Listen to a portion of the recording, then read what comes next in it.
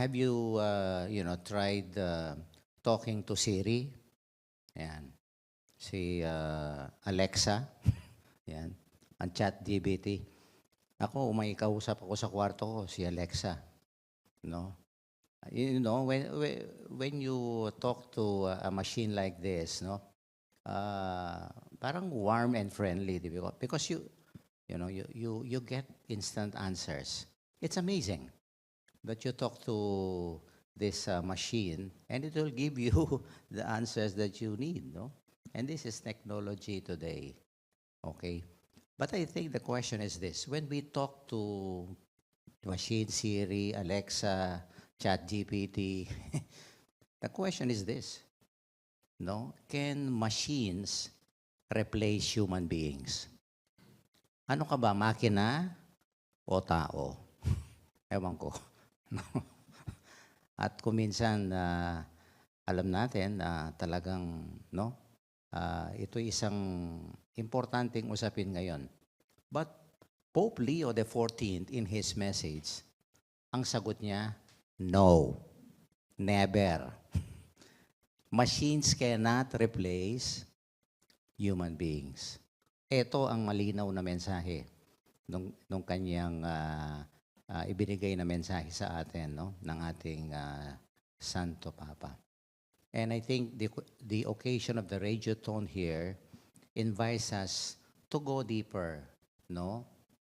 We are inviting all listeners, viewers, no, to think about this, okay? Because little by little, we are already conditioned by machines, no? Tingnan nyo yung mga cellphone nyo, hinahawakan ninyo ngayon, di ba? Yung mga cellphone natin, ito ang pinapakinggan natin ngayon.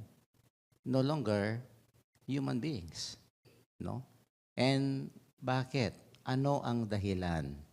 Bakit machines cannot replace human beings? I think I want to use, no, these three kinds of quotient or intelligence. Alam natin siguro 'yon, no? IQ, EQ, and ano ba yung pangatlo? SQ. Huwag niyo kalimutan 'yan, no? AI 'yan. Yung tatlong IQ, EQ, and SQ. IQ, we all know, no? It's all about knowledge, no? Our memory, our knowledge about math, logic, science. Ang dami, di ba? We gather data, information, at kung minsan nga, we are overloaded with information today. Yan ang IQ. No? May knowledge tayo, no? And most of the time, we can also, comprehend, no? Our yung mga readings natin, di ba? Yung ating i-research yan. IQ yan, no? We are thinking smart. Yan, no? At kung minsan minemeasure yan. Sa HR, may IQ test. Ano bang alam ng taong ito? Yan ang IQ. It's more of the intellect. The second is what we call the EQ, emotional quotient. It's all about understanding people. It is showing, for example, compassion to people. No? Yung may empathy tayo. We feel with others. No? We know and experience the sufferings, the pains of people around us. That is EQ. Yung SQ, Father, this is on the level of faith, of meaning, of relationship. Because I tell you, yung ating puso at ating kaluluwa, they have deeper questions. Why am I here? No? What is the meaning of my life? Okay? Hindi IQ yan. It's more of the SQ. No? Because it's on the level of meaning. And we search for meaning in our life. Because without meaning, wala tayo dyan. Kaya nga, yan ang tatlong quotient. The mind, the heart, which is EQ, and the SQ is the soul. Okay? And it is pretty obvious that this AI technology, matutulungan tayo rito. But I tell you, it cannot touch the heart and the soul of each and every one of us. Yun ay nakareserba sa atin. Yan ang talagang mundo natin. Our inner life. And AI cannot penetrate that. No? Because that is really the very core of our humanity. Yes, AI is so powerful. But this is the question. Can AI, for example, touch, for example, a dying person at the hospital? Hindi. Di ba? Mahawakan ba ng AI kung may namamatay dyan? Tapos may isang nurse, no, nandun yung nurse, hindi binibigyan ng medicine pero nandun para hawakan, no, damayan nitong may sakit. AI cannot do that. That is EQ. No? And at the same time, ano ba yung SQ? Bakit hindi mahawakan ng AI ito? For example, ako, personally, no, pag may namamatay, Father, please pray for me. Lay hands on me, Father. Because I'm beginning to doubt God's love. Bakit nangyari ito sa anak ko? That is SQ. When you pray with that person in need. Because AI cannot do that. AI cannot pray with us when we are broken. Di ba? Ewan ko sa inyo. No? Baka ilapit nyo yung screen. Ito yung ulo ko. Hindi pwede yan. And true enough, no chat box can do that. Only a human person. Kaya alam nyo, ang nawawala sa atin ngayon, we no longer value the gift of presence. Presence ang inaalis ng AI sa atin. And I think Pope Leo XIV ay napakahalaga na ito po ay ine-emphasize ng ating Santo Papa, no, in the celebration of the 60th World Day of Social Communication. Preserving, sabi niya, the faces and the voices. No, tama. Kasi ang AI walang muka. Walang talagang human voice. Diba? And there is something which I think itong sulat, ang message ng ating Santo Papa, na it is so powerful for me. And what is this? Sabi niya, ang ating mga muka, no, kahit na kung minsan no, marami tayong pinapahid dyan. Okay? Ang ating mga boses, kasi yung iba, wala ng boses. Okay? These are not only physical things, sabi ng Santo Papa dito. What are these? They are sacred. Banal. Bakit banal? Ang ating mga mukha, ang ating mga boses, bakit banal po yan, Father? Because, remember the book of Genesis, we were created in the image and likeness of God. Kabuka tayo ng Panginoon. Hindi tayo kamukha ng AI. Sagrado yan dahil galing tayo. Ang ating katawan, ang ating mukha, ang ating boses, ang ating mga kamay. Everything comes from God. No? And everything that comes from God is really sacred. No? Tingnan niyo ang ginawa ng Diyos when He wanted to communicate, no, His love for us, di ba? Ano bang pinadala ng Diyos? Isang text message, isang message sa, for example, sa ating, sa isang screen? No. He sent His beloved Son to us. And Jesus had a human face. Jesus had a human voice. He had a human hands and feet. And true enough, how did the Lord communicate God's love to us? Yan. Kaya nga ang daming mga biblical text, no, sa Bible, di ba? He looked at, for example, Zacchaeus, di ba? And he called it by name. O kaya that sinful woman na lumapit sa kanya, he looked at that woman not with judgment but with mercy. And he looked at Peter when Peter denied. Di ba?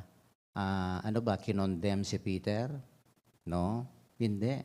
Di ba? Later on, I know and we know for a fact that Jesus loved Peter. Ganon kinommunicate, no, ng Panginoon ang pag-ibig ng Diyos sa atin. Because our relationship with God, our faith, is not just informational. It is Incarnational.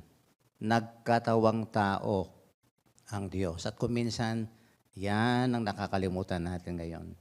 Hindi na tayo nagiging tao. Nagiging makina tayo. And I think this is the most dangerous thing right now, no, for our Pope, no? Kung minsan hindi yung can the machines replace humans?